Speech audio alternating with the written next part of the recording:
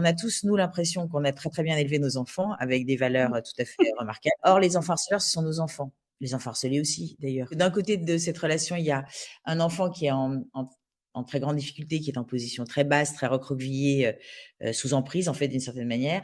Et de l'autre côté de cette relation, il y a un enfant, souvent entouré d'une meute ricanante, qui lui est en position extrêmement haute de toute puissance, de pouvoir, en fait. Hein.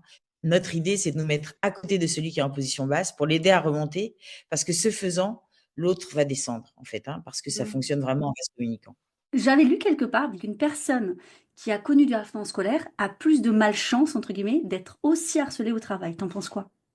Ah ben, j'en pense que c'est vrai. C'est-à-dire que moi, je le constate tous les jours. C'est une compétence, en fait, savoir faire en sorte que les autres n'attaquent pas notre intégrité psychique ou physique. Parce que malheureusement, les harceleurs, c'est pas parce que la dernière sonnerie du lycée a retenti qu'il y en a plus. Je veux dire, il y en a à la machine à café, il y en a dans le couple. Si l'enfant harcelé ne fait pas faire cet apprentissage à l'enfant harceleur qu'un agneau, ça peut mordre, que une victime, ça peut résister, ben, le harceleur, il va partir dans la vie en considérant, en effet, en ayant fait l'apprentissage que la violence, l'agressivité, la cruauté, ça fait obtenir plein de choses. De mon point de vue, lorsqu'on outille un enfant harcelé pour qu'il fasse changer l'inconfort de côté, on fait du bien globalement à la société. Comme le harcèlement se déploie de façon absolument énorme au collège, ben on confond ça avec la crise d'adolescence en fait.